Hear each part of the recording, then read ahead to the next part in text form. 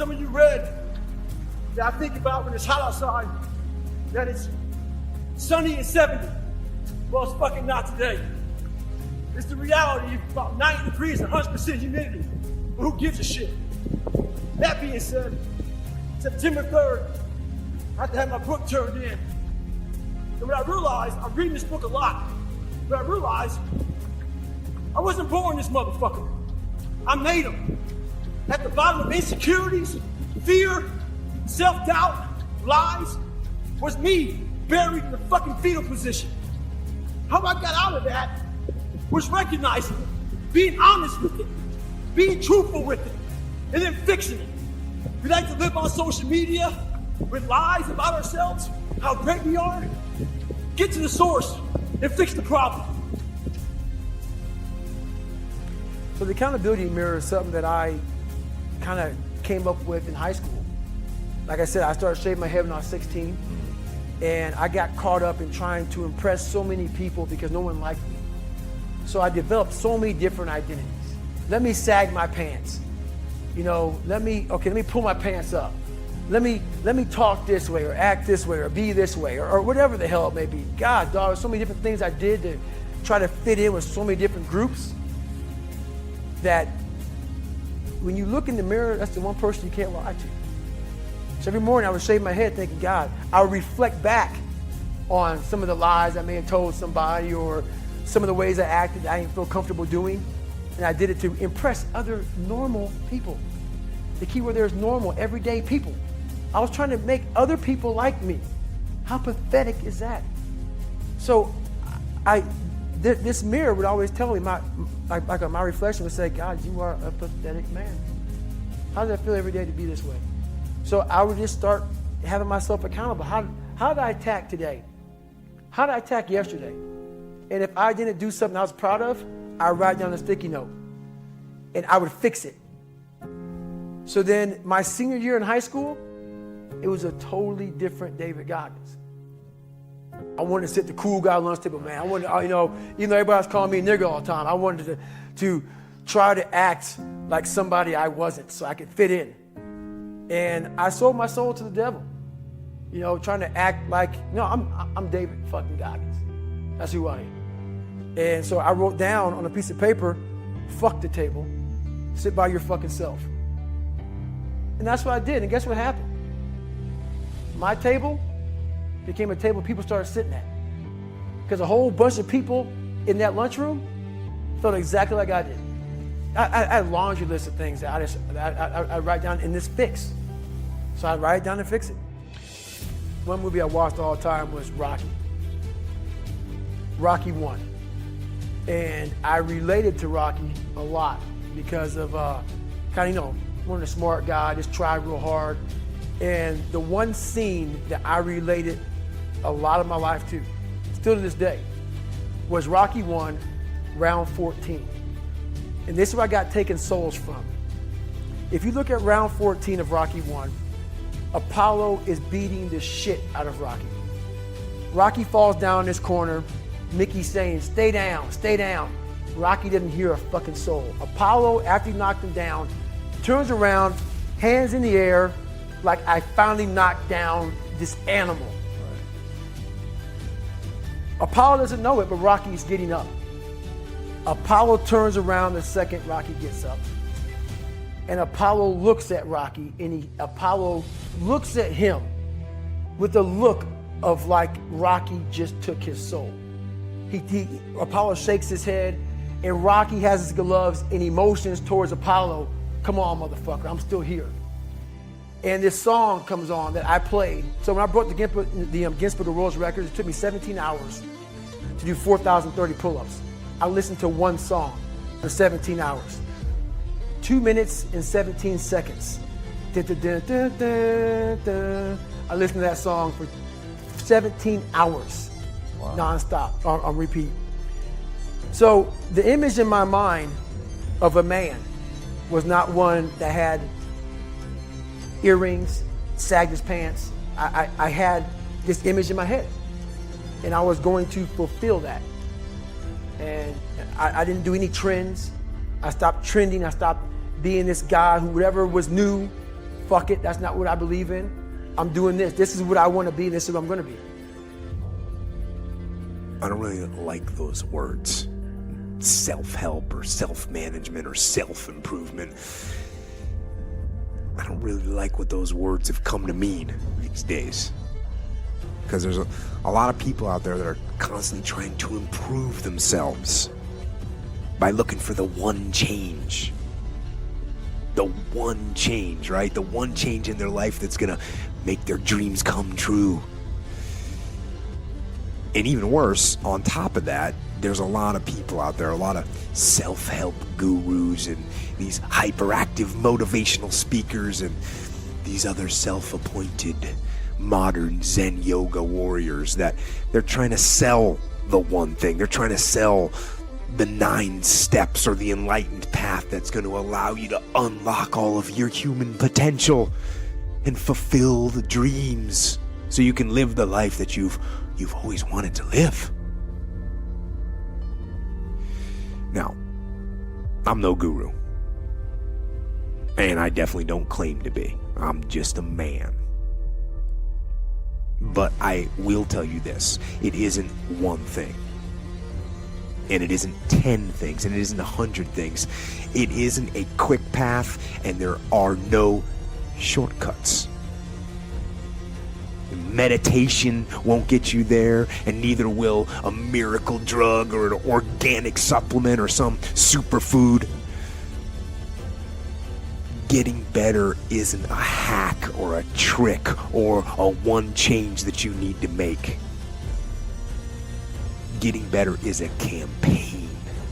It's a campaign. It's a daily, a weekly, it's an hourly fight. An incessant fight that doesn't stop against weakness and against temptation and against laziness. It's a campaign of discipline. It's a campaign of hard work and dedication. It's waking up early and going to bed late and grinding out every second in between. Every single day. So, you want to get better? You want to self-improve? Stop looking for a shortcut and go find your alarm clock and find your discipline and find your guts and your passion and your drive and find your will. And then you will find your freedom. You know, the one gift I have, with all that being said, what you just said there, is I have the ability to see the end before the beginning even begins. And what that means is I know that to get to the very end, I can see it right now. So before I went to Buds, and I was losing all this fucking weight and shit, I saw myself walking across the fucking stage at 191 fucking pounds, 'cause that's what I had to get to get into the door. I saw myself 6 months, a year later, whatever's gonna take me to do it, I saw myself walking across that stage, getting that fucking certificate of graduation from Buds. And I was able to be there at 300 fucking pounds. And that feeling that I was nowhere near that fucking feeling, I was able to put myself there 1,000,000 times every fucking day. And that feeling of like, my God, that is gonna feel fucking amazing. That's what made me suffer. That's what allowed the pain to be real and say, this is worth it. I want to feel for this fucking next 18 months. It took me 18 fucking months to finally become a Navy SEAL, to finally, just get through Buds. 18 months, it's 6 months. It took me 18. That's why I've been able to put myself in cold water, put myself in a 100-mile race millions of times before I've done it. And I'm able to go through the race and see how I'm going to feel at mile 50. Almost to the exact feeling. That's what woke me up every fucking morning, was I'm gonna put myself through this much fucking pain and suffering for a few seconds. That's all it is. A few seconds of joy. And it's so fucking worth it, man.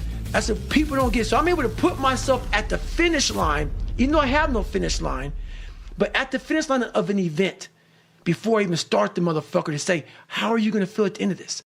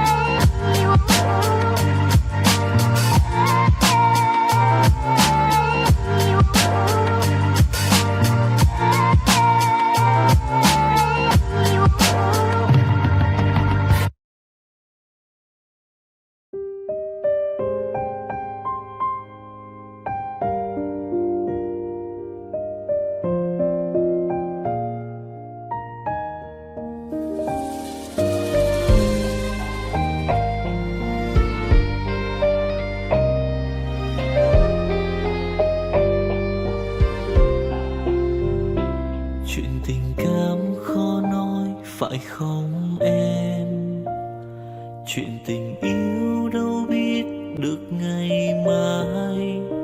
Rồi hôm nay em bên ai, nhìn em khóc trên vai.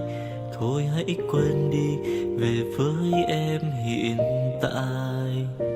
Anh còn nhớ về ngày ta còn đắm say. Anh vẫn nhớ về người bên anh khi ấy. Em đã quên rồi câu hứa yêu trọn đời. Em bỏ anh rồi, em vui tình nhân mới.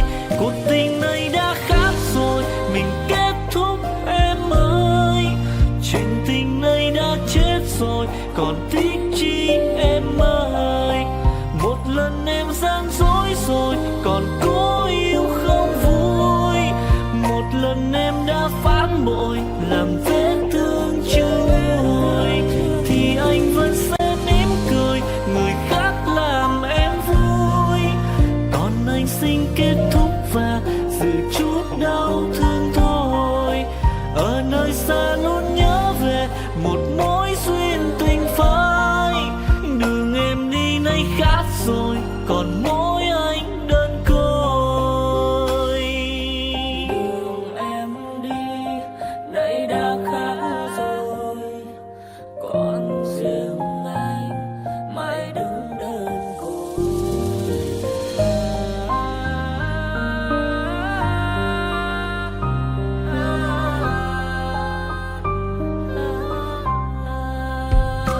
Anh còn nhớ về ngày ta còn đắm say.